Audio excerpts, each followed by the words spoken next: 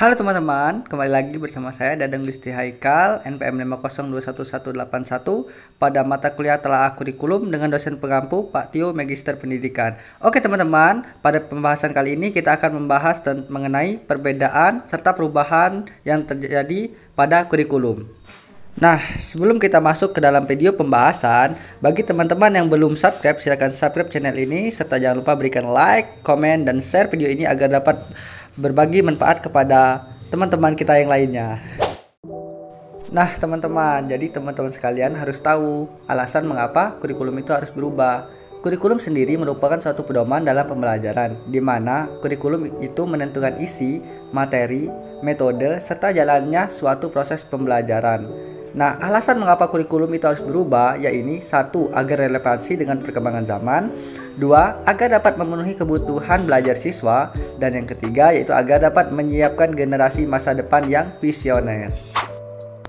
Nah, adapun tujuan dari dilakukannya perubahan pada kurikulum yaitu 1. Untuk menyesuaikan kurikulum dengan kebutuhan peserta didik, serta kurikulum itu harus mengikuti perkembangan zaman. Selain itu juga tujuan dari perubahan kurikulum yaitu untuk meningkatkan mutu serta kualitas suatu pendidikan, yang dimana dalam hal ini agar dapat menciptakan generasi penerus serta menciptakan bangsa-bangsa yang cerdas sesuai dengan isi dari pembukaan Undang-Undang Dasar 1945 yaitu mencerdaskan kehidupan bangsa. Nah teman-teman, perlu teman-teman ketahui bahwa kurikulum kita pada negara Indonesia ini sudah berubah sebanyak 11 kali. Nah, perubahan-perubahan tersebut tentu untuk meningkatkan mutu serta kualitas pendidikan bangsa kita, bangsa Indonesia tentunya. Nah teman-teman, selanjutnya kita masuk pada pembahasan perbedaan setiap kurikulum. Tentunya setiap kurikulum memiliki perbedaan serta keunggulannya masing-masing. Nah, kurikulum 1947 merupakan kurikulum yang pertama, dikenal dengan sebutan Rencana Pelajar, yang dimana kurikulum ini menjadi kurikulum pertama bagi bangsa Indonesia, dimana dalam kurikulum ini menekankan pada pembentukan karakter Indonesia yang merdeka. Mengingat pada saat itu negara kita Indonesia baru saja mengalami kemerdekaan dari para penjajah. Jadi pentingnya saat itu untuk menekankan karakter dan jiwa semangat kemerdekaan bangsa.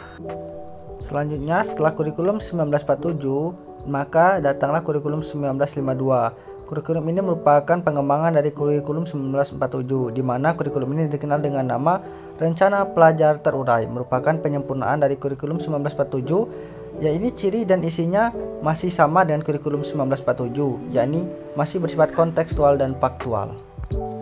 Nah, pada tahun 1964, kita mengalami perubahan kurikulum lagi. Pada kurikulum 1964, yaitu mempunyai konsep pembelajaran yang dikenal dengan istilah Pancawardhana. Selanjutnya, masuk pada kurikulum 1968. Berbeda dengan kurikulum 1964 tadi yang memiliki istilah Pancawardhana, maka pada kurikulum 1968 ini lebih bersifat teoritis. Nah, selanjutnya ada kurikulum 1975. Berbeda dengan kurikulum 1968 tadi yang bersifat teoritis, maka kurikulum 1975 hadir dengan prinsip merinci metode materi serta tujuan pengajaran dalam bentuk prosedur pengembangan sistem instruksional. Seiring dengan berjalannya waktu, maka kurikulum-kurikulum lama sudah dirasa tidak relevan lagi dengan perkembangan zaman saat itu. Maka hadirlah kurikulum 1984 untuk menggantikan kurikulum-kurikulum lama yang sudah dirasa tidak relevan lagi dengan perkembangan zaman saat itu. Nah, berbeda dengan kurikulum 1984 tadi, kurikulum 1994 yaitu pada kurikulum ini adanya sistem caturwulan yang membagi 1 tahun pelajaran menjadi 3 tahap.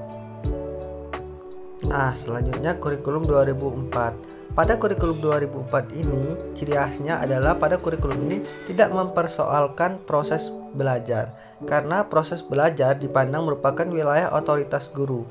Yang penting pada tingkatan tertentu, peserta didik mencapai kompetensi yang diharapkan. Selanjutnya ada kurikulum 2006 atau yang lebih dikenal dengan istilah KTSP. Nah, pada kurikulum ini memiliki ciri khas yaitu lebih mengedepankan aspek kognitif dan pengetahuan pada siswa. Nah, selanjutnya ada kurikulum 2013. Kurikulum ini memiliki ciri khas yaitu berbasis kompetensi yang lebih mengedepankan 3 aspek, yakni sikap, pengetahuan, dan keterampilan.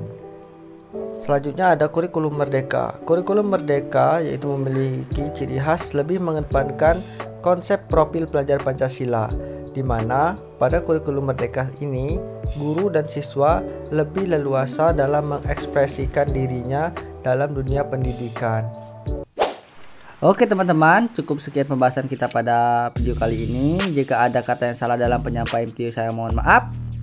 Saya ucapkan terima kasih bagi teman-teman yang sudah menonton, dan jangan lupa like, share, and subscribe video ini agar dapat berbagi manfaat kepada teman-teman kita yang lainnya. See you next video, bye bye.